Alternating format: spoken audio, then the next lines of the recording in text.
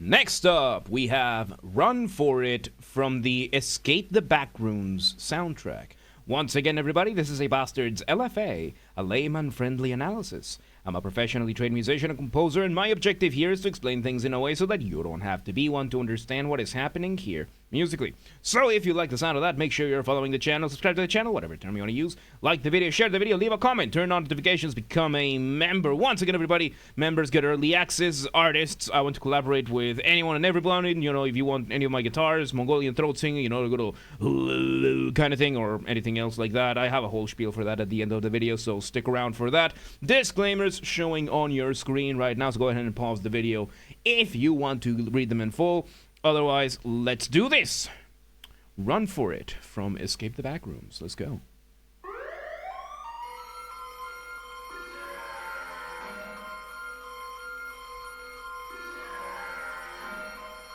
Okay, so we start with, of course, a couple of alarm sirens, and it starts fairly non-functional, like there's no real melodies at the beginning, and now we have the high end of the siren giving us a little bit of rhythm, like it's settled into a rhythm, and now we have another siren lower than that, giving us a little bit more texture, and of course the sound of the one of those like bell things, you know, the high school bell, the alarm bells things. So let's see where it goes. Is it Chicago Tornado Siren? There you go. We bring in some drums. Ooh. Ooh. Okay, so quite a few things coming. We bring in of course, our drum beat giving us the established rhythm and everything. And now we get two main things. We have one synth giving us some chords kind of like undulating, fading in and out with the volume, which could be sidechaining, could be just modifying the volume, making the volume go up and down.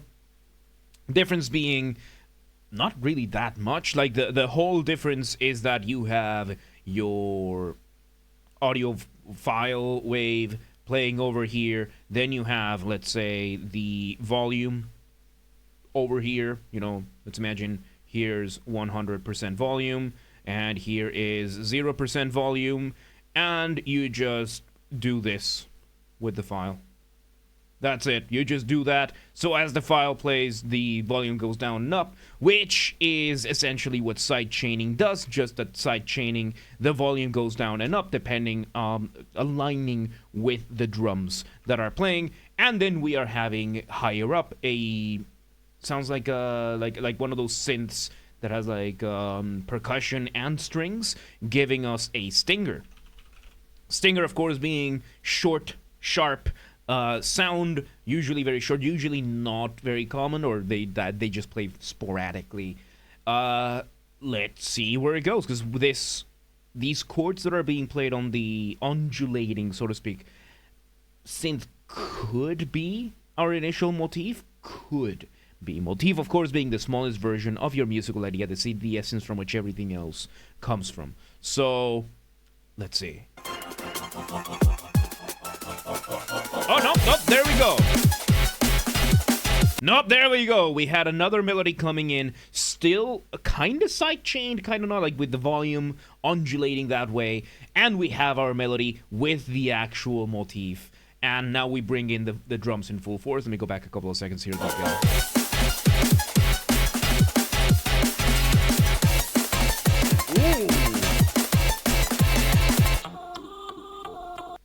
Okay, so we bring in what sounds to be another synth, like kind of like a sample of an electric guitar, giving us a chord, and we are doing some very odd time signatures over here, and we're taking advantage of that while the drums are trying to keep us with a polyrhythm that makes the drums sound pretty much the same.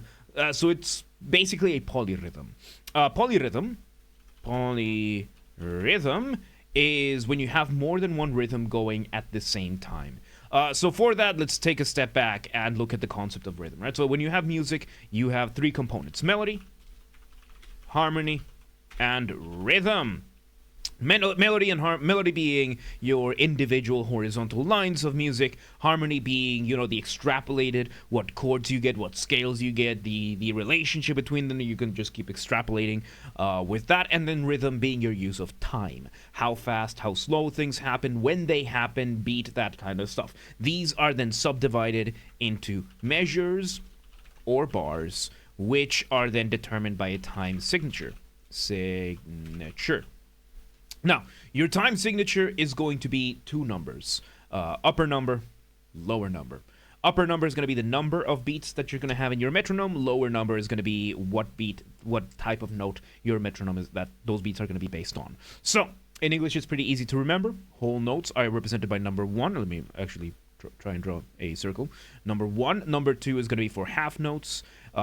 Quarter notes going to be number 4, eighth notes number 8, 16th notes number 16, so on and so forth. One whole note contains 2 half notes, 1 half note contains 2 quarter notes, 1 quarter note, 2 eighth notes, so on and so forth. And then there is a division over here between quarter notes and bigger, where you count the individual numbers individually, and then eighth notes in which you subdivide them and group them together so that you have an easier time understanding and keeping up with the rhythms. So a 4/4 measure, of course, your metronome is going to be counting for quarter notes, and you're just going to count 1 through 4. 1, 2, 3, 4. 1, 2, 3, 4. That kind of thing. Now, after that, you get the concept of odd time signatures. So an odd time signature is going to be something that deviates from the standard time signatures in the West, right? So 4/4, 3/4, 2/4. 6/8, those are the standard time signatures that we have in the West. After that, you enter the realm of odd time signatures. Of course, one of the most famous ones being 7/8. Now, as I said, eighth notes and forward, you have to subdivide them and group them together to count them. Mainly because especially in English, the word 7 is 2 syllables, and usually you don't want more than 1 syllable when you count your beats. So the way that 7/8 is going to work is that you're going to have 7 eighth notes, which you are then going to subdivide. The most famous subdivision is 2 groups of 2, followed by a group of 3.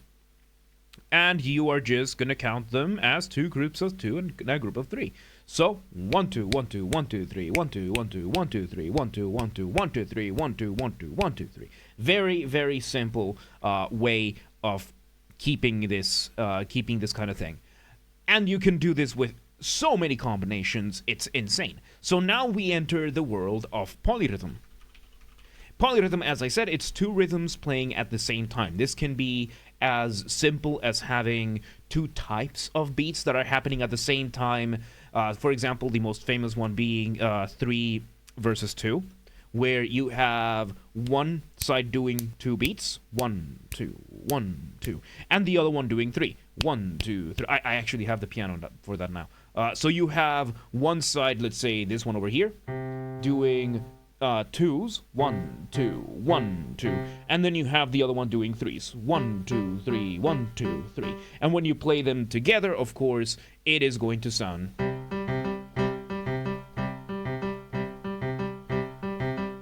So we have that. That is the first type, the simplest type of polyrhythm, in which we are focusing in the individual beats within a measure. But then you have a more complex type of polyrhythm, which is the adding things together polyrhythm, where you will have a let me just delete all of this because this one's going to be a little bit more, which is like a measure-based polyrhythm.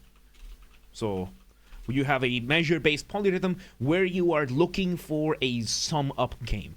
So we're going to have a 4/4 bar as our base. So we're going to have 1 bar, 2 bars, 3 bars, and 4 bars of 4/4. And these are going to go 1 2 3 4, 1 2 3 4, 1 2 3 4. 1 2 3 4. Very nice, very simple. But then you are going to have another line playing at the same time, where you are going to try and make odd time signatures that are playing in conjunction at the same time of these 4/4, where the ultimate number of beats aligned the same way so that you loop it all together. In this case, for example, 4 bars of 4/4. Each bar of 4/4 contains 8 eighth notes. So 8 times 4 is going to be 32 eighth notes in total. So if I want to make this complicated up here, I can bring odd time signatures up here that just add up as a conjunction to 32. Let's make this simpler and just do 2 bars instead. So in this case, 2 bars of 4/4 will have 16 eighth notes in total. Oh, that's a horrible written 8. Man, what the hell? There we go. So this is going to equal 16 eighth notes. So then we can come up with other combinations of eighth notes up here that will also add up to 16. So we could do, for example, 1 bar of 5, 1 bar of 5/8, followed by a bar of what? 7/8. So that brings us to what? That's 12/8. Oh, 12/8 over already.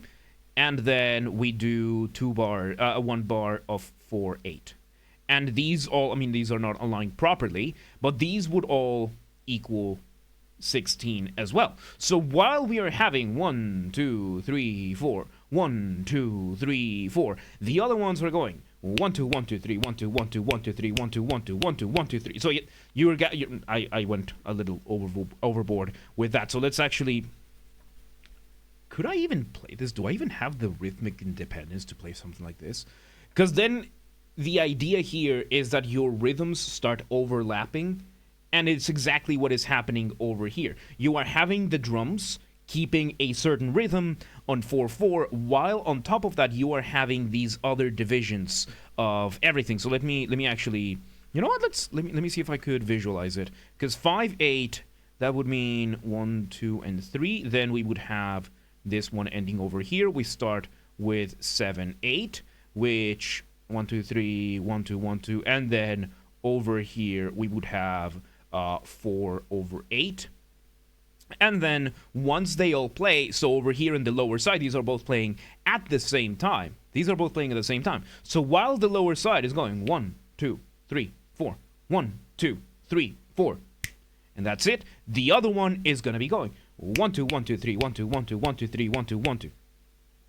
And there you go. So these are both going to be going at the same time.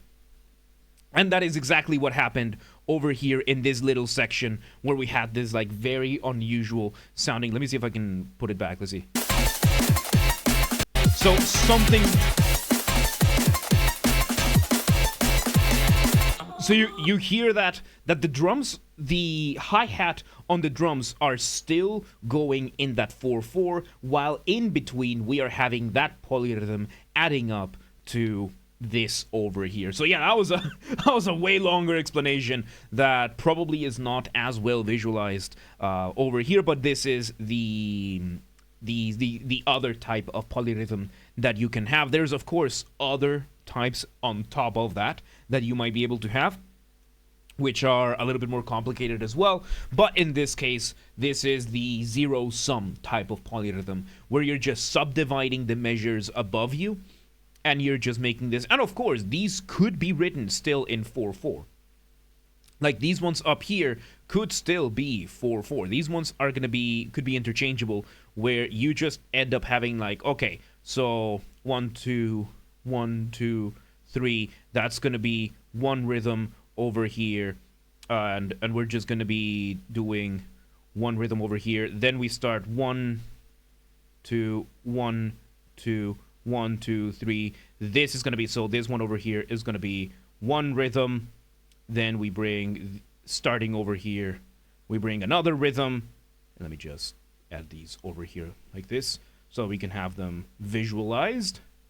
And then we end the bar with the last rhythm, where it's all the same. So this all comes down to phrasing, how you phrase these things, and you could just have them, you know, split however you want. This is, as I said, it can get very complicated, and this is the simplest way I can think of doing this. So while the friggin' thing is just going 3, 4, 1, 2, 3, 4, you're gonna have the other part going 1, 2, 1, 2, 3, 1, 2, 1, 2, 1, 2, 3, 1, 2, 1, 2, 1, 2, 1, 2, 3, 1, 2, 1, 2, 3. That kind of thing. So yeah, it can get very complicated. And now let me go back a couple of seconds and see where it goes.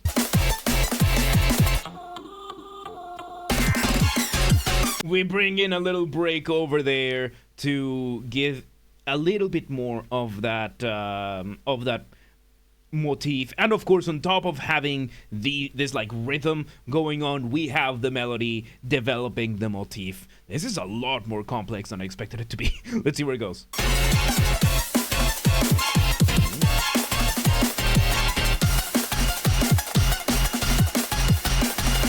By the way, the chords are the same chords we had at the beginning. These are the same chords, and instead of having the undulating volume, now we're having them doing staccato. Staccato is this, when you play short and sharp, right? Like in this case, you're gonna be having the that kind of thing. Staccato, the opposite of staccato, of course, being legato. Legato is when you let the note play nice and all the way through, right? That kind of thing. And of course, we're still going through that very, very wild rhythm. And on top of that, we are having the melody doing some active panning. Panning being when you focus on one channel over another in audio. So in audio, we use channels. Channels being how many audio tracks are available for the number of speakers that you may have. We have mono, of course, which is single channel, where it doesn't matter how many speakers you have, there's a single track playing. There's a single channel where the audio is going through. Stereo, being the one that we use nowadays as a standard for nowadays, which is you have 2 channels available where you can divide the track that you have. And yes, legato, that's, blame the Italians, right? So, stereo is the standard that we have because it's 2 channels, two channels for 2 speakers. So the track that we are hearing over here, this one is set to stereo, which means there are 2 channels, there are 2 tracks that are playing together that sound like the track that we have. How does this work? Because after stereo, by the way, we have surround. Surround gets a little bit more complicated. We have 3.1, 5.1, 7.1, and I think some places might have 9.1. I'm not entirely sure. So the 0.1 is for the subwoofer, the bass speaker. And after that, it is 3 speakers, or 3 channels, 5 channels, 7 channels, 9 channels. Let's go through stereo, right? So that was my computer, sorry. So the concept of stereo, it became standard because it's easy for us as human beings to experience, because, it makes 2 channels, one for the left, one for the right, because, left ear, left speaker, right speaker. So you have the left, you have the right there, you have you here, all happy, deformed, and bald, therefore evil, hearing the audio. So how does it actually work? The way it works is that you're going to have the audio coming from both channels at the same time, and if the audio is coming from both channels at the same volume, it's going to sound like it comes from the front. So let me give you an example, right? Let's say I have a guitar track, and the guitar track is playing just as loud on the left ear as the right ear. It's going to sound like it comes from the front. However, if I start lowering the volume on the left ear, it's going to start sounding further and further to the right. I think I even have the keyboard over here. And I think there's panning over here. Yes! So, the piano over here, right now it is on the center, and the way it's happening is over here, the more we lower the right ear, the more it's going to start sounding towards your left ear, and vice versa. So yeah, at some point you can even hear the piano itself completely going on one of them, right? So that's how panning works, and I see 2 types of panning. There's passive panning, which is at the start of the production, you say, okay, this one's going to go on the left ear, and it stays there. And then there is the one that is happening right now, which is active panning, which the melody is bouncing back and forth between the ears. So we're having the motif doing that while the polyrhythms are still going. This, for being soundtrack, oh boy, that's gonna unsettle you. Those odd rhythms are going to unsettle you. That kind of soundtrack, really, really good, because this kind of instability is definitely going to elicit anxiety from the listener. There's two main ways that you can do that. Three main ways. One of them is to just rely on dissonance. Another way is to rely on odd rhythms, and another way is to rely on subsonics. Subsonics being the dirtiest of them, but yeah. So let's see where this goes. So we're repeating same thing. Oh, and we have like a little hello there sample as well. Ooh.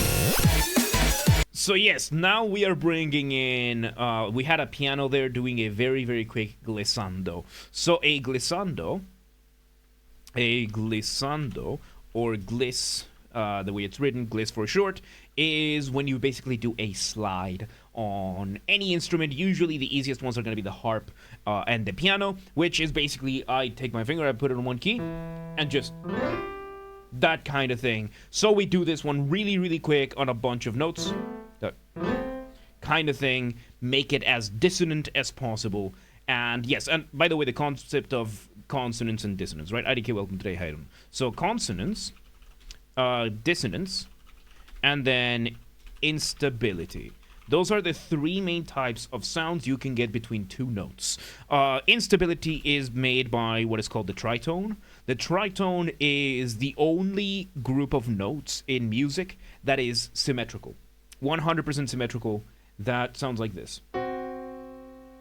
It is inherently unstable, and no matter how many other notes you add, it is going to sound unstable. Consonance is when the notes sound like they belong together, they sound nice and harmonious. For example, we have the thirds, fourths, fifths, sixths, and then you have dissonance, which is going to be your seconds and your sevenths. Which is, you can hear they're very, very dissonant. Something very cool is that you can actually have a minor second, which is like two semitones right next to each other, and the moment you add any consonant to either side, it just sounds beautiful. However, when it comes to the tritone, no matter what you add, it still sounds dissonant. No matter what you add to the tritone, it will still sound dissonant. And not dissonant, but unstable. It will still sound unstable. So yeah, we're adding some dissonance, which is fairly common for like horror themes. You really want that dissonance. And we're adding a couple of extra elements. Let's see where it goes.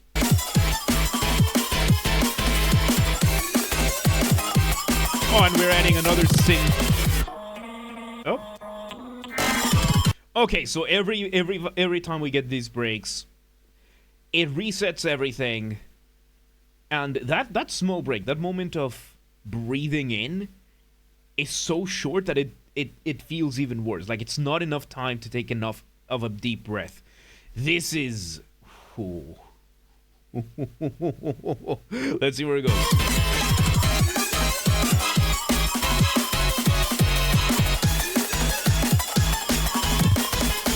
Okay, so we're basically doing the same thing.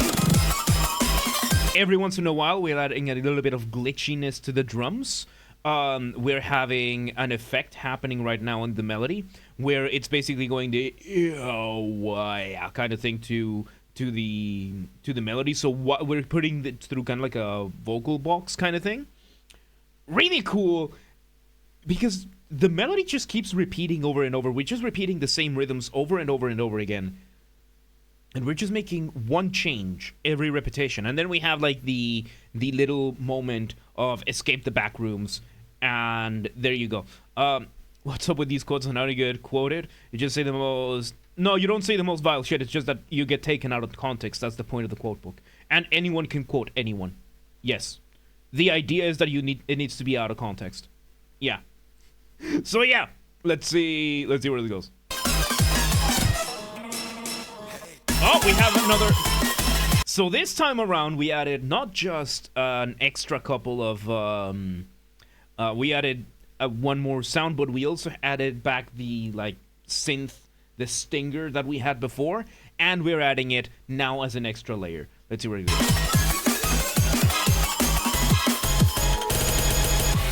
Oh, the glitchiness. Oh. We kind of, like, faded down. Not faded down, like, obfuscated.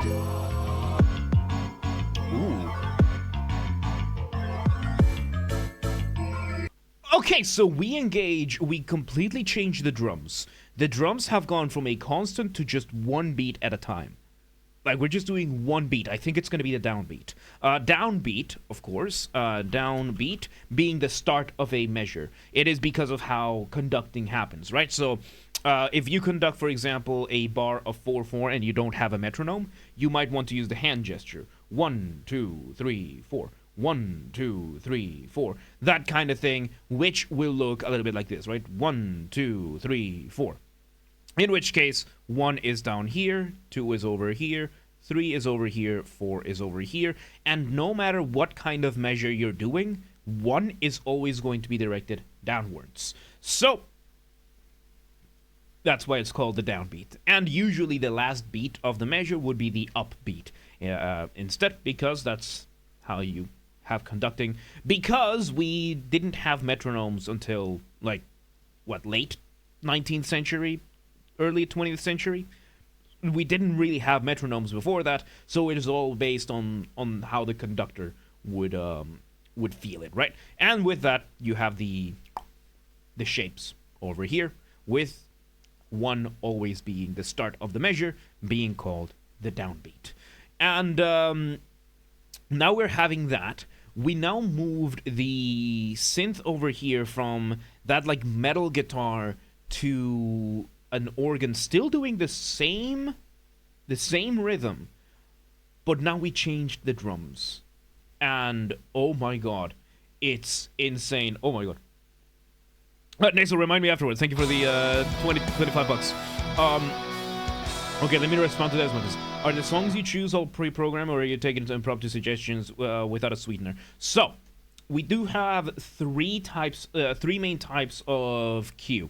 We have the live queue during the live stream, in which the audience puts the requests, and we let the great sentient wheel of destiny pick the song for me. Then we have the bribe queue. The bribe queue is pay to win. This one, the minimum entry threshold is $10, and then it's pay to win. Then it's pay to win. I encourage this one as much as I encourage gambling, which is do it if you want to lose. Yeah, do not give me money if that puts you in a bad financial situation, kind of thing. And then we have the offline queue, which is the one from the Discord. This one gets done a lot less, but the requests are here. This one is also picked at random. And then we do have creator's privilege. So if you're a YouTube channel and you have an audience and it would benefit me to platform more of your music, just reach out to me with what you want me to do and I'll add it to the list here. That one's entirely based on selfish self-interest of me. So this one is very much arbitrary for me. But yeah, these are the ways that we pick music. I don't pick... Out of the 500... This is LFA number 503 or 504. Out of the 500 plus LFAs we've done, I've only picked 2 so far. So, yeah. Yeah, that's... I just wanted to add that, to respond to that, to have it on the video now. So, let's see. So now we are having this. We moved the motif now to this, like, chime thing going on. And, of course, just changing this here a bit more. So, yes, it's still there. We're still doing those same rhythms. we're slowly adding a little bit more of drums, and it goes to show the importance of your accompaniment, right? Like, we changed the drums to now being so sporadic and so spread out that it just changes the feeling of it completely. I finally get to mention it! If you want to listen to a track where this is completely done in a more exaggerated way, listen to the intro of The Mirror by Dream Theater. The Mirror by Dream Theater, you have the lead guitar doing what is called an ostinato. Which, by the way, the rhythm that is going on over here is also an ostinato. Ostinato being when you do something over and over and over again the exact same way. And in the Mirror by Dream Theater, the guitar, John, John, John, John, John, John, John, John, John. 1 minute straight of just that. But the drums, the synth, the bass, they just change around it a couple of times where it becomes genuinely difficult to tell that the guitar is still playing the same thing. And to a different extent here, we are having that by going from this like super frantic drum beat that we had to now having 1 or 2 beats of the bass drum going through. Total days without mentioning the Mirror, 0? No, not. I mean, now it is, but before that we had a whole weekend. I didn't stream during the weekend, but I did not mention the Mirror during the weekend, so checkmate, atheists. Let's see where it goes. So now we're bringing variations. And on top of this, okay. So more stuff is added here than we had before. So number 1, we bring in this super chill drum beat on top of this now. It's very subtle because it's not the same volume as the bass drum. We are bringing a bass, doing a wilder bass line. And the chime is slowly developing a little bit more. This is insane, dude. Let's see where it goes. We're slowly building up the drum. Slowly building the drum, but overall we're still doing the same thing. Okay, we bring it back down.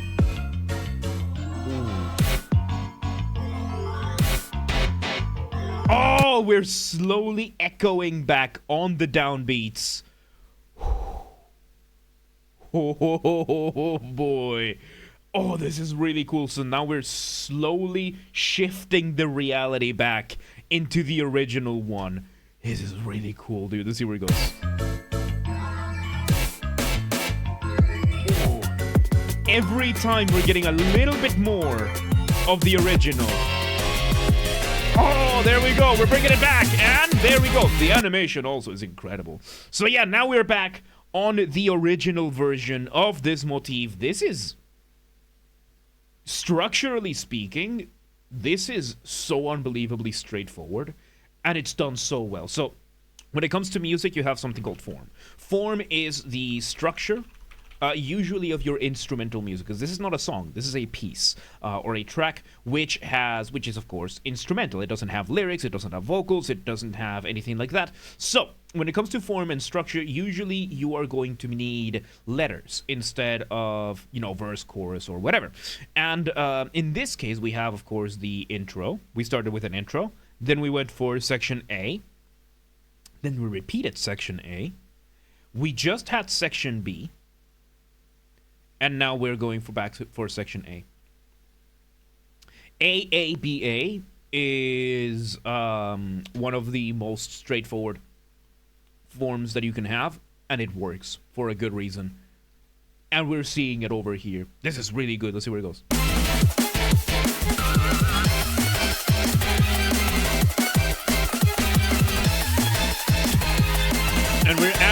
And now we're adding a few more lines, a couple more synths, giving us even more spooky lines bouncing back and forth while the main rhythm is still happening. So over here, we are having a very interesting contrast between the melodic motif and the rhythmic motif, because the rhythmic motif is this riff, like the riff that is playing right now, like this super unstable rhythm, and then on top of that, we're having the melodies develop.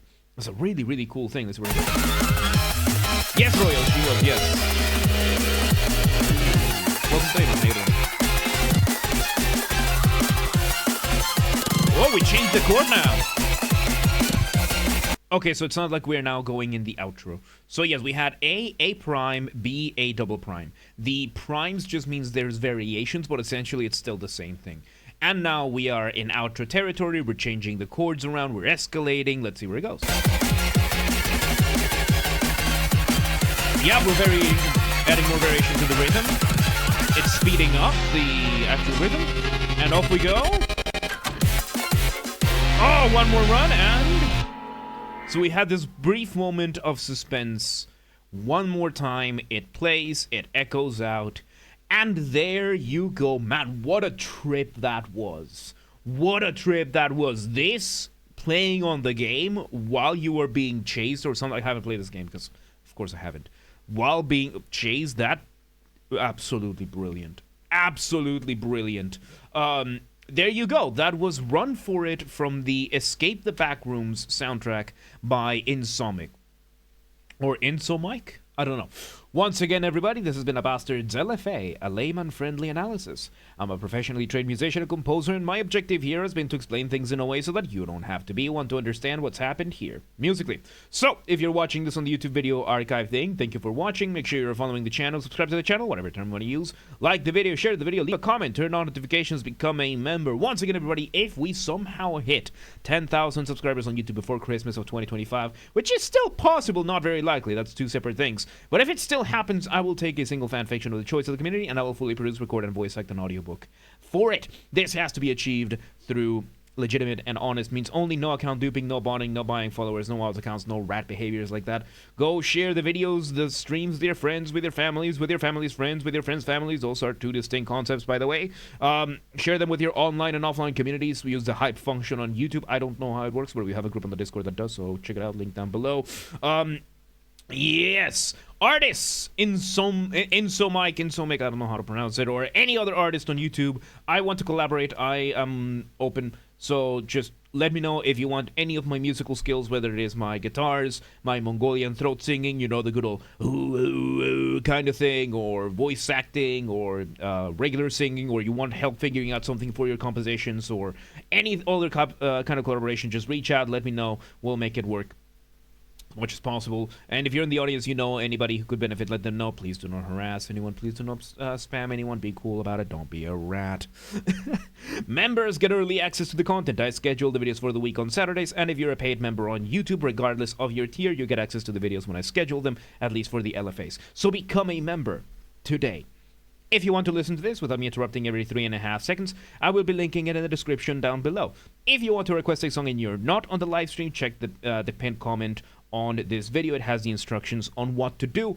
And if you want to catch the streams when they happen live, we aim for Monday through Friday, 6 p.m. Central European Time. If you are not in Europe, do not worry. We have the full up-to-date streaming schedule showing in your local time zone in both Discord and Twitch, both linked down below. So if you live in Papua New Guinea, and you're like, yeah, well, what time is 6 p.m. in Hungary? I don't live there. Do not worry. Just go to Discord or Twitch, both linked down below, and it shows the stream in your local time zone. And follow the gaming channel. I have a gaming channel because, of course, I have a gaming channel. I'm on YouTube. What else could I possibly have? Games are Basterd, link down below. That's where I put the gaming after shows when they happen. We record them on the main channel, and then the recordings go on the channel, link down below, or just search on YouTube, same username as James R. Basterd. Just swap the J for a G, and you got it. And yeah. There you go. Run For It, Escape the Backrooms. That was really fun. Really good stuff, really good stuff. But yeah, let's move on.